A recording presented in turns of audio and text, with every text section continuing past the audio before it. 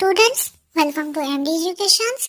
आज आम ये वीडियो रे तृतीय श्रेणी आम भाषा आम साहित्य बही सान सीना दानता महान पाठटीर प्रश्न उत्तर गुड़िक आलोचना करबा। तेबे चलो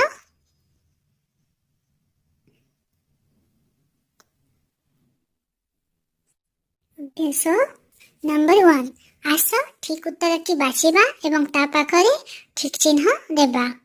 क राजा नरसिंह देव कहार पूजा पाई मंदिर टीए तोलाइबाकू चाहिए। 1 शिवंक पूजा पाई, 2 सूर्यंक पूजा पाई, 3 कृष्णंक पूजा पाई, 4 चंद्रक पूजा पाई। उत्तरटी हेबो 2 सूर्यंक पूजा पाई। तापरे खरे दिछि मंदिरटी केउठी तोला हैला।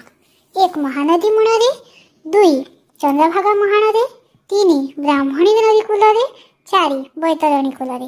यार उत्तरटी हेबो ख जोटा 2 चंद्रभागा नदी कूलरे। नंबर ग मंदिरटीर आकार किपरि थिला। मंदिरटीर आकार 1 घोड़ा परी, 2 विमान परी, 3 रथ परी, 4 दुर्गा परी। उत्तरटी हेबो 3 रथ परी। नंबर ख कहा पाई धर्मा जीवन देला। 1 लोकमानक पाई, 2 राजांक पाई, 3 जाति भाईंक पाई, 4 बापांक पाई। यार उत्तरटी ठीक है। उत्तरटी हेबो 3 जाति भाईंक पाई। नंबर 1 1200 बढ़ई दाय ना पुअरे दाय किए कहिथिले कथा। 1 राजा, 2 धर्मा, 3 1200 बढ़ई, 4 विष्णु महाराणा। एई कथाटी 3 1200 बढ़ई कहिथिले। वर्तमान देख सान सीना दानता महान ये कथाटी किए कहिछंती। नंबर क ए कथा किए कहंती। ए कथा लोक माने कहिछंती। नंबर ख काहाकू सान बोली कह जायछि। काहाकू सान बोली कहिछि ए कविता रे धर्मपद को सान बोली कहा जायछि। नंबर ग सान पिलाटीर महान दानटी कोन। सान पिलाटी अर्थात है धर्मपद। तो धर्मपदर महान दानटी कोन। से जाति पाई देश पाई हसी हसी जीवन देवा होछि तार महान दान। नंबर 3 आशा में निजे नरसिंह देव विष्णु महाराणा और धर्मा ही सेमाने एही कपरे जहा कहिसंती ताहा अभिनय करबो। एटा पिला माने तमे निजे निजे समस्ते मिसी अभिनय करबो। नंबर 4 तले कहिथिबा कथा को किए कहिसंती काहे की कहिसंती। देखो नंबर क अछि मु 7 दिन समय देउछि। ए कथाटी किए कहिसंती। ए कथाटी राजा नरसिंह देव कहिसंती। काहे कहिसंती कारण कारीगरन को भय देखाइले सेमाने शीघ्र दधिनौती बसाई देबे। तेणु कर ए कथाटी नरसिंह देव कहिसंती। नंबर ख तू आजी हमर मान रखि देलु। ए कथा किए कहिछि। ए कथा विष्णु महाराणा कहिसंती। काहे कारण पुअर कारीगरी कौशल रे आश्चर्य होई से ए परि कथा कहिसंती। नंबर ग महत् कार्य रे जीवन देवा केते जनक भाग्य रे घटी थाए। महत् कार्य रे जीवन देवा केते जनक भाग्य रे घटी। ए कथा किए कहिसंती। ए कथा धर्मा कहिछि। काहे कहिछि बापंक आखिरु से लोह पोछि देबा को जाई से निजे जीवन दान करी जाति भाई मानकर जीवन बंचौछि। तेणु करी से कथाटी कहिछि। नंबर ख से निश्चय आंभ मानकर मुंड काट पई आदेश देबे। ए कथा किए कहिसंती। ए कथाटी 1200 बढ़ई कहिसंती। कारण राजा जदि जानिबे जे 1200 बढ़ई जहा करि न पाइले ताहा गोटे 12 वर्षर पिलाटी कहिछि तेबे राजा निश्चय मुंड काट करिवे। तेणु करी ए कथा 1200 बढ़ई कहिसंती। नंबर 5 चित्रटी को देखि तल शब्द गुड़ी को व्यवहार करी मंदिर विषय 5 धड़ी लिखिबो। मुखशाला, मुहाण, मुंडी, झलमल, प्रतिमा ए सब व्यवहार करी हम गोटे गोटे वाक्य लिखिबा। जेपरि मुखशाला मुहाण तो प्रथम कोणार्क मंदिर अछि तो एथिरे मुखशालार मंदिर मुखशाला निर्माण कर सरी जाइछि। मुहाण रे हेबो कोणार्क मंदिर चंद्रभागा महाण रे निर्माण कर जाइछि। मुंडी रे हेबो धर्मपदर मंदिर रे मुंडी मारिछि।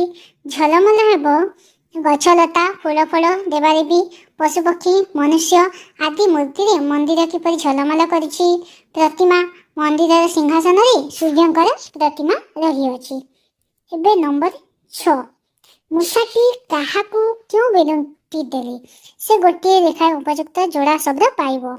देखो मूषाटी काहाकू क्यों बोलंत देबा ତେଣୁ ତେବେ ସେମାନେ ନିଜ ନିଜ ଯୋଡ଼ା ଶବ୍ଦ ପାଇବେ। ଯେପରି ନଦୀକୁ ନାଳ ଦେଲା, ଫୁଲର ଫଳ, ଜୀବ ଜନ୍ତୁ, ହାତୀକୁ ଘୋଡ଼ା, ବିଦ୍ୟା ବୁଦ୍ଧି। ନମ୍ବର 7, ଯେଉଁ ଶବ୍ଦ ତଳେ ଗାର ଅଛି ତାକୁ ଲଗାଇ ନୂଆ ବାକ୍ୟଟେ କହ ଓ ଲେଖ। ଦେଖ କରେ ଦେଇଛି ସେତେବେଳେ ତ ସିମେଣ୍ଟ ନଥାଏ, ଏଠାରେ ତରେ ଗାର ଅଛି ତ ତଳେ, ତ ତ ଲଗାଇ ଆଉ ଗୋଟେ ନୂଆ ବାକ୍ୟଟେ, ଯେପରି ତୁମେ ତ କହିଥିଲ ବହି ନେଇ ଆସିବ। ତାପରେ ଖରେ ତଥାପି ମନ୍ଦିରଟି ସମ୍ପୂର୍ଣ୍ଣ ହେଉନଥାଏ, ଏଠାରେ ତଥାପି ତଳେ ଗାର ଅଛି ତ ତଥାପି ଲଗାଇ ଆଉ ଗୋଟେ ଶବ୍ଦ ଆଉ ଗୋଟେ ବାକ୍ୟ, ଏତେ ସମୟ ହେଲା ତଥାପି କର କାମ ତୁମର ସରିଲା ନାହିଁ। ନମ୍ବର ଗ, ତାକୁ ମଧ୍ୟ କାରିଗରୀ ବିଦ୍ୟା ଜଣାଥିଲା। ମଧ୍ୟ ତଳେ ଗାର ଅଛି ତ ମଧ୍ୟ ଲଗାଇ ମୁଁ ମଧ୍ୟ ଛୁଟିରେ ମାମୁଁ ଘର ଗାଁ ଯିବି ହେଲା। ତାପରେ ନମ୍ବର 8, ମନ୍ଦିରର ନାମ ଏବଂ ଯିଏ ତୋଳାଇଥିଲେ ତାହା ଏଥିରେ ଲେଖିବା। କୋଣାର୍କ ମନ୍ଦିର ନରସିଂହ ଦେବ ତୋଳାଇଥିଲେ, ସେପରି ଜଗନ୍ନାଥ ମନ୍ଦିର ଚୋଡ଼ଗଙ୍ଗ ଦେବ ଏବଂ ଲିଙ୍ଗରାଜ ମନ୍ଦିର ଯଯାତି କେଶରୀ ତୋଳାଇଥିଲେ। ନମ୍ବର 9, ତୁମକୁ ଏଇ ଗପରେ କାହା କଥା ଭଲ ଲାଗୁଛି ଓ କାହିଁକି ଭଲ ଲାଗୁଛି ଲେଖ।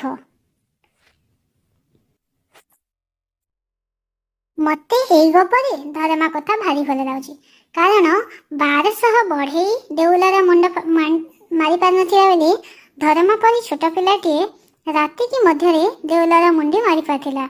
ଯେତେବେଳେ ସେ ଜାଣିଲା ଯେ ତା ପାଇଁ ତା ଜାତିର 1200 ବଢ଼େଇଙ୍କର ମୁଣ୍ଡ କାଟ ହେବ, ସେତେବେଳେ ସେ ଜାତି ପାଇଁ ଆତ୍ମବଳିଦାନ ଦେଇଥିଲା। ତେଣୁକରି ମତେ ଏଠାରେ ଧରମା କଥା ଭାରି ଭଲ ଲାଗୁଛି।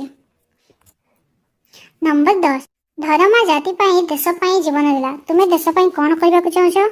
ଧରମା ଯେପରି ଜାତି ପାଇଁ ନିଜ ଦେଶ ପାଇଁ ଜୀବନ ଦେଲା, ସେହିପରି ତମମାନେ ମଧ୍ୟ ଦେଶ ପାଇଁ କ'ଣ କଲେ ଭଲ ହେବ, କ'ଣ କଲେ ତୁମକୁ ଲୋକମାନେ ମନେ ରଖିବେ, କିପରି ଭଲ କାମ କଲେ ହେବ, ତାହା ତୁମେ ନିଜେ ଦେଖିବ ହେଲା। ନମ୍ବର 11, ମାଙ୍କ ସହିତ ଆଉ ଦେଖା ହେଇପାରିବ ନାହିଁ, ତାଙ୍କୁ ବୁଝାଇ କହିବ ତାଙ୍କ ପୁଅ ଜାତି ପାଇଁ ଜୀବନ ଦେଇଛି। ଏ କଥାଟି କିଏ କହିଛି?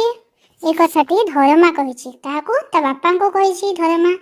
ଯେତେବେଳେ ସେ ମୁଣ୍ଡି ମାରିଥିଲା ଏବଂ ନିଜ ଜୀବନ ଦେବା ପାଇଁ ସେ ପଛେଇ ଯାଇନଥିଲା, ସେତେବେଳେ ସେ ଏଇ କଥାଟି ତା ବାପାଙ୍କୁ କହିଛି।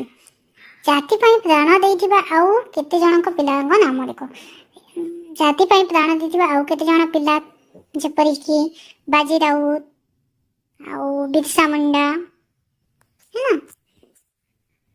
ନମ୍ବର 12, ଅଧାଗଢ଼ା ମନ୍ଦିରଟିକୁ ଆସ ପୂର୍ଣ୍ଣାଙ୍ଗ ମନ୍ଦିର କରିବା।